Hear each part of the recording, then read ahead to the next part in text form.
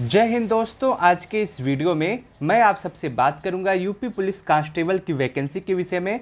जैसा कि आप सबको पता होगा, इस समय बच्चे नॉर्मलाइजेशन को लेकर के बहुत ज़्यादा परेशान हैं। बच्चों के मन में नॉर्मलाइजेशन को लेकर के बहुत सारे सवाल हैं कि किस शिफ्ट को कितना नॉर्मलाइजेशन में फ़ायदा मिलेगा, नॉर्मलाइजेशन क्यों होता है, नॉर्मलाइजेशन में कितने नंबर बढ़ सकते हैं, क्या हमारे 20 से 25 नंबर बढ़ेंगे नॉर्मलाइजेशन में या फिर नहीं।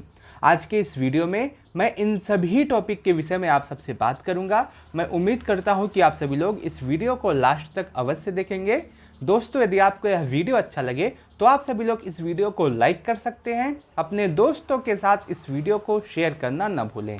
जैसा कि आप सबको पता होगा, इस बार आपका एग्ज़ाम 5 दिन कंडक्ट कराया जाएगा और प्रत्येक दिन 2 शिफ्ट में एग्जाम होगा, तो टोटल 10 शिफ्ट में आपका एग्जाम होने वाला है। और कोई भी एग्जाम हो, जब 2 से अधिक शिफ्ट में एग्जाम कंडक्ट होता है तो उसमें नॉर्मलाइजेशन किया जाता है। और किया क्यों जाता है, इसकी भी एक वजह है। मान लीजिए आपका एग्जाम 3 शिफ्ट में कंडक्ट हुआ, ठीक, आपका एग्जाम 3 शिफ्ट में कंडक्ट हुआ। अब पहला जो शिफ्ट है इसमें पेपर कुछ आसान आ जाता है, दूसरा कुछ कठिन आ जाता है, तीसरा मीडियम रहता है। तो इन सब के लेवल को इक्वल करने के लिए इसमें नॉर्मलाइजेशन किया जाता है। और ऐसा होता क्यों है, क्योंकि जब पेपर बनाया जाता है तो उसमें सेम क्वेश्चन रखने का प्रयास किया जाता है, लेकिन कुछ ना कुछ उसमें दिक्कत आ जाती है, हार्ड या आसान हो जाता है। इसलिए आपके एग्जाम में नॉर्मलाइजेशन किया जाता है। और आपका जो यूपी पुलिस कांस्टेबल का एग्जाम है ये 10 शिफ्ट में कंडक्ट होने वाला है। और 10 शिफ्ट में जब कंडक्ट होगा तो जाहिर सी बात है कि पेपर का लेवल सभी शिफ्ट में एक समान नहीं रखा जा सकता।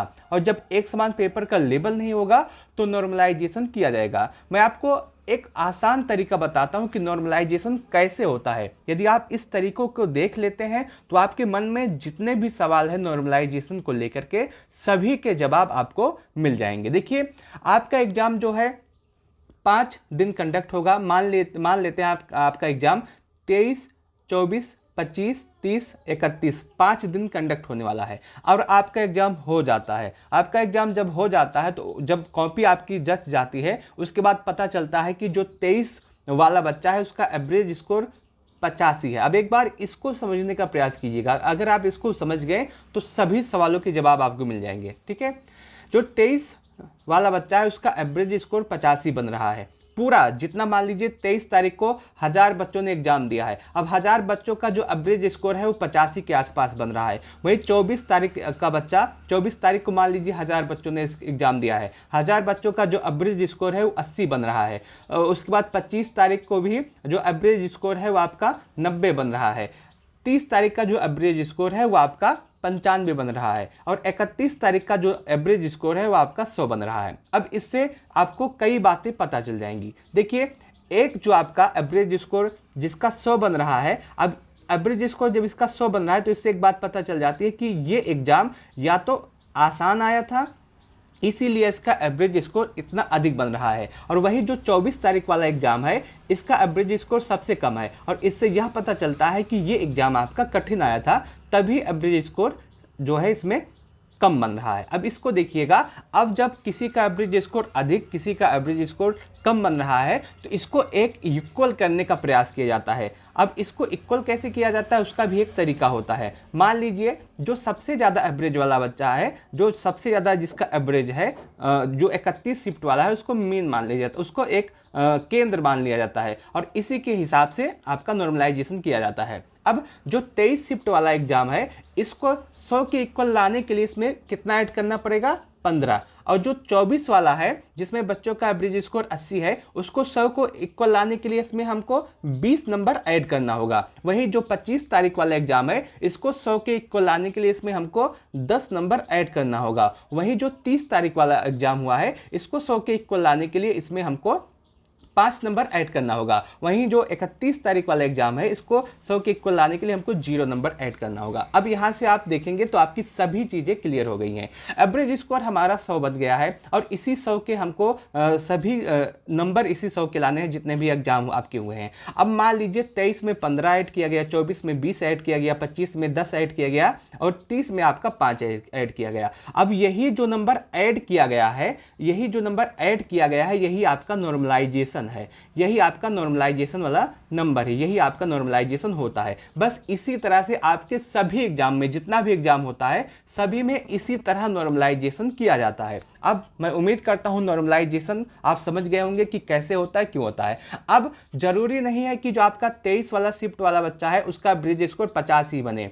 जब एग्जाम होगा उसके बाद ये पता चलता है कि किस शिफ्ट का एवरेज स्कोर कितना बन रहा है।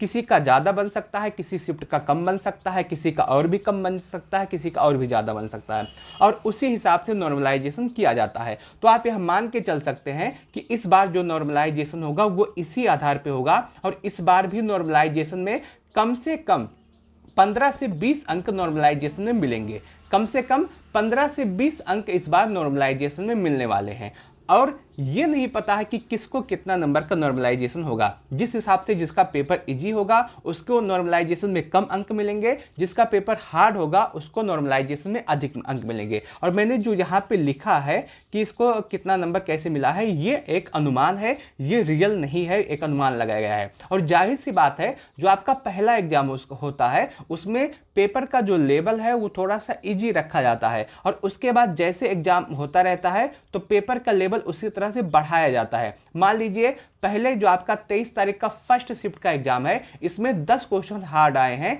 तो जो आपका 23 तारीख का सेकंड शिफ्ट का एग्जाम होगा इसमें 12 क्वेश्चन हार्ड पूछने का प्रयास किया जाएगा। उसके बाद जो 24 तारीख का फर्स्ट शिफ्ट है इसमें 15 क्वेश्चन हार्ड पूछने का प्रयास किया जाएगा। उसके बाद ऐसे ऐसे लगातार बढ़ते हुए आपका क्वेश्चन का लेवल हार्ड होता चला जाएगा। लेकिन जिसका एग्जाम बाद में होता है उसको एक फायदा होता है। फायदा ये होता है कि मान लीजिए आपका 23 का एग्जाम हुआ और 24 का एग्जाम हुआ, और जिसका भी एग्जाम 25 या फिर 30 या फिर 31 को है उसका पूरा पैटर्न पता चल गया कि एग्जाम कैसे आ रहा है, किस टॉपिक से कितने क्वेश्चन पूछे जा रहे हैं और कहाँ से क्वेश्चन आ रहा है, हमको कहाँ से पढ़ाई करनी है। और इसलिए जो 30 वाला बच्चा है, जो 31 वाला बच्चा है, इसके लिए पेपर थोड़ा सा आसान हो जाता है, इसलिए इनका स्कोर थोड़ा सा और भी जाता है और इसलिए नॉर्मलाइजेशन अधिक होता है। आपका जो एग्जाम है इस बार 15 से 20 नंबर नॉर्मलाइजेशन इसीलिए होगा क्योंकि जो 31 वाले बच्चे हैं, जो 30 वाले बच्चे हैं, इनको पेपर का पैटर्न पता चल जाएगा, और ये जो